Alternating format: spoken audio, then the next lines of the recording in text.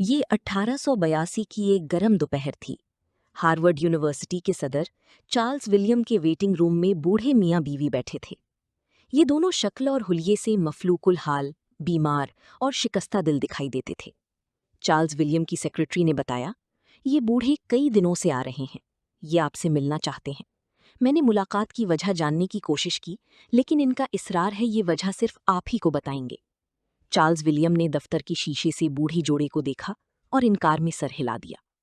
Secretary واپس مڑی، لیکن وہ ابھی دروازے تک پہنچی تھی کہ صدر نے آہستہ سے کہا، انہیں بھجوا دو، مگر انہیں بتا دینا میرے پاس صرف 5 منٹ ہیں۔ سیکرٹری نے شکریہ ادا کیا اور دروازہ کھول کر باہر نکل گئی۔ 30 سیکنڈ بعد ادھیڑ عمر جوڑا ہارورڈ یونیورسٹی کے صدر کے سامنے بیٹھا تھا۔ بوڑھی نے کپ کپاتی آواز میں عرض کیا، ہم آپ کی کالج کو ڈونیشن دینا چاہتے ہیں۔ بڑھاپے کی وجہ سے بوڑھے کی پھیپھڑی قابو میں نہیں تھے۔ چارلز ولیم نے مسکرا کر دونوں کی کپڑوں، حلیے اور میلے کچیلے ہاتھوں کی طرف دیکھا اور طنزیہ لہجے میں بولا، ڈونیشن کتنا؟ بوڑھی نے بڑھیا کی طرف دیکھا۔ بڑھیا صدر سے بولی، 1 ملین، 2 ملین، 3 ملین، حتیٰ کہ $10 ملین، جتنا آپ چاہیں۔ رقم کی مالیت سن کر سربراہ کا طنز مذاق میں بدل گیا اور اس نے پوچھا، مگر اس ڈونیشن کے بدلے ہمیں کیا کرنا ہوگا؟ بوڑھے نے ایک لمحہ سوچا اور بولا، ہمارا بیٹا ٹائیفائڈ کی وجہ سے جوانی میں مر گیا تھا۔ ہماری خواہش ہے آپ اپنا کوئی اسکول اس کے نام منسوب کر دیں۔ چارلز نے کہا لگایا، گھڑی کی طرف دیکھا اور ہنستے ہوئے بولا، میرے معزز مہمانوں کا وقت ختم ہو گیا ہے، یہ ہمارے لیے ممکن نہیں، آپ اپنی پیشکش کے ساتھ واپس جا سکتے ہیں۔ یہ سن کر بوڑھے اور بڑھیا کا رنگ غصے سے سرخ ہو گیا۔ وہ دونوں کھڑے ہوئے اور انہوں نے چارلز سے پوچھا، ہارورڈ جیسی یونیورسٹی بنانے کے لیے کتنا سرمایہ درکار ہوتا ہے؟ سربراہ نے پھلک شگاف کہا لگایا اور بولا، دنیا کے تمام پاگلوں کا سرمایہ جمع کر لیا جائے تو بھی اس یونیورسٹی کا ایک بلاک نہیں بن سکتا۔ دونوں میاں بیوی نے سلام کیا اور چپ چاپ باہر نکل گئے۔ چارلز ولیم ان دونوں کو نہیں جانتا تھا۔ یہ بوڑھا کیلیفورنیا کا بہت بڑا جاگیردار اور تاجر تھا۔ اس کا نام لی لینڈ اسٹینفورڈ اور اس کے ساتھ اس کی بیوی جین اسٹینفورڈ تھی۔ لی لینڈ اسٹینفورڈ کا امریکہ میں ریلوے لائن بچھانے والے چند بڑے بزنس مینوں میں شمار ہوتا تھا۔ اس نے اس کاروبار میں کروڑوں ڈالر کمائے تھے۔ یہ کیلیفورنیا کا گورنر بھی رہا تھا اور اس کے پاس اللہ کا دیا سب کچھ تھا۔ لیکن ان دونوں کے دلوں پر اپنے بیٹے لی لینڈ اسٹینفورڈ جونیئر کی موت کا داغ تھا، اور یہ داغ وقت گزرنے کے ساتھ ساتھ بڑا ہوتا جا رہا تھا۔ بیٹے کی جدائی نے انہیں بے حال کر دیا تھا۔ یہ دونوں مربوں پر پھیلے محل میں بے چین اور بے سکون زندگی گزار رہے تھے۔ ان حالات میں انہوں نے سوچا یہ اپنے بیٹے کے نام سے ویلفیئر کا کوئی ایسا ادارہ بنائیں جس سے ان کی اور ان کے بیٹے کی روح کو قرار آ جائے۔ چنانچہ دونوں میاں بیوی نے اپنی آدھی دولت ہارورڈ یونیورسٹی کو دینے کا فیصلہ کیا، تاکہ اس دولت سے امریکہ کے غریب طالب علم تعلیم حاصل کر سکیں اور اس سے ان کی بے چین روحوں کو قرار آ جائے۔ مگر یہ لوگ ہارورڈ یونیورسٹی سے ناکام لوٹے۔ یہ دونوں میاں بیوی جب ہارورڈ یونیورسٹی کی سیڑھیاں اتر رہے تھے تو انہوں نے اپنی ساری زمین جائیداد بیچ کر ہارورڈ جتنی بڑی یونیورسٹی بنانے کا فیصلہ کر لیا۔ یہ دونوں اپنی جاگیر پر گئے اور کام شروع کر دیا۔ ان کا یہ خواب 11 نومبر 1885 کو پورا ہو گیا۔ اس دن یونیورسٹی کے پہلے بورڈ آف ٹرسٹیز کی میٹنگ ہوئی۔ اسٹینفورڈ نے گرانٹ کا پہلا چیک اور اپنی جاگیر کے کاغذات بورڈ کو پیش کیے۔ بورڈ نے یونیورسٹی کو ان کے بیٹے اسٹینفورڈ جونیئر کے نام سے منسوب کیا، اور یوں دنیا کی نامور یونیورسٹی اسٹینفورڈ معرض وجود میں آئی۔ اس یونیورسٹی کا سنگ بنیاد 14 مئی 1887 کو رکھا گیا اور یہ طالب علموں کے لیے 1 اکتوبر 1891 کو کھولی گئی۔ اس کے پہلے بیچ میں 559 طالب علموں نے داخلہ لیا تھا۔ یونیورسٹی نے ان تمام طالب علموں کو مفت تعلیم دی تھی۔ یہ دنیا کی پہلی یونیورسٹی تھی جس میں کو ایجوکیشن مخلوط تعلیم کا پہلا اسکول بنایا گیا تھا۔ یہ یونیورسٹی 8180 ایکڑ پر محیط ہے۔ اس کا رقبہ 36 مربع کلومیٹر بنتا ہے اور یہ اس وقت دنیا کی تیسری بہترین یونیورسٹی ہے۔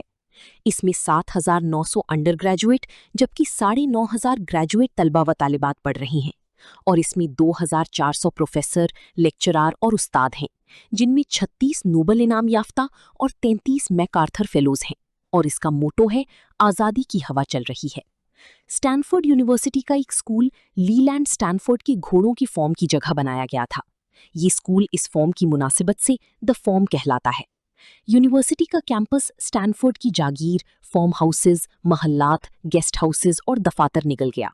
लेकिन स्टैनफोर्ड को एक ऐसा नाम दी गया जो इस कायनात की आखिरी शाम तक जिंदा रहेगा।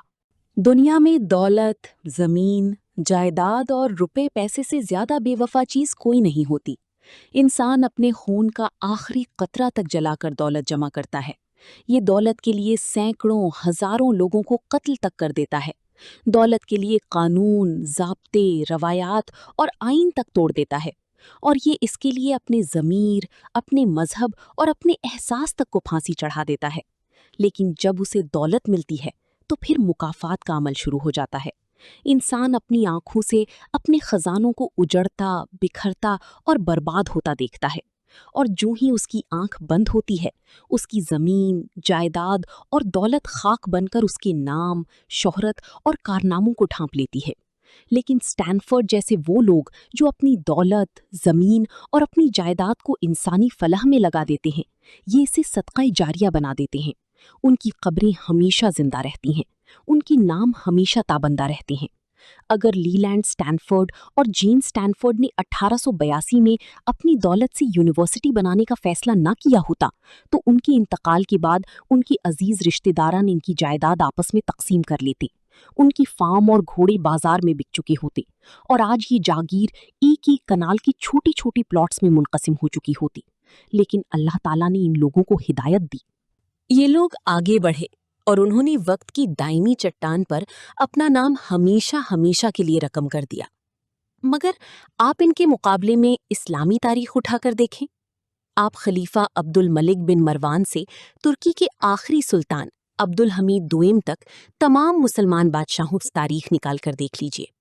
आप हिंदुस्तान के सुल्तान महमूद गजनवी से लेकर बहादुर शाह जफर तक तमाम हुक्मरानों की हिस्ट्री देखिए। ये तमाम लोग तारीख के हाफजी से महव हो गए हैं। क्यों? क्योंकि इनमें से किसी ने स्टैनफोर्ड बनने की कोशिश नहीं की थी। इस्लामी तारीख का सुनहरी दौर कर्तबा का अहद था। इस दौर को इसलिए सुनहरी कहा जाता था कि इसमें यूनिवर्सिटियां, कुतुबखाने, लेबॉरेटरियां, रसदगाहें, फिलोसोफर और इमाम थे। लेकिन जब ये रसदगाहें, लेबॉरेटरियां, कुतुबखाने और यूनिवर्सिटियां उजड़ी, तो साथ ही कर्तबा की तहजीब भी बेवा हो गई। चुनांचा आज हमारे पास उस बेवा की सिसकियों के सिवा कुछ नहीं बचा। काश हमारे बादशाहों ने ताजमहल, शीश महल और लाल किलों की जगह स्टैनफोर्ड जैसी यूनिवर्सिटियां बनाई होती। काश तुर्की के सुल्तानों और बगदाद के खुलफा ने हरम और महलों की जगह हार्वर्ड जैसी दरसगाह बनाई होती, तो हम आज यूं अपनी ही शिकस्त का नौहाना होते। आज अकबर आजम और शाहजहां यूनिवर्सिटी की शक्ल में हमारे बादशाह भी जिंदा होते और हम भी। हमारे मुल्क में भी इस वक्त ऐसे सैकड़ों लोग मौजूद हैं जो अरबों खरबों रुपए कमा रहे हैं, लेकिन इनमें से कोई स्टैनफोर्ड बनने के लिए तैयार नहीं। इनमें से कौन है जो 32 मुरब्बा किलोमीटर पर मुहित यूनिवर्सिटी की बुनियाद रखे और अपनी सारी दौलत, जमीन, जायदाद और जागीर उस यूनिवर्सिटी के नाम वक्फ कर दे? ये सब आज़ादी मांगते हैं, लेकिन इनमें से कोई नहीं जो स्टैनफोर्ड की तरह ये ऐलान कर सके, आज़ादी की हवा चल रही है, आओ इस हवा में शामिल हो जाओ। ये सब लोग कारून के भाई हैं और ये इतना भी नहीं जानते जो दौलत कारून का साथ नहीं दे सकी, ये इनका साथ कहाँ तक निभाएगी। इंसान को मरने के बाद उसकी दौलत नहीं बल्कि उसकी खिदमत जिंदा रखती है। उन्हें यूनिवर्सिटियां, अस्पताल और यतीम खाने जिंदा रखते हैं। उम्मीद है कि हमारी काविश आपको पसंद आई होगी। बराए मेहरबानी इस चैनल को सब्सक्राइब करें, वीडियो लाइक करें। अल्लाह ताला आप सबका हामी और नासिर हो।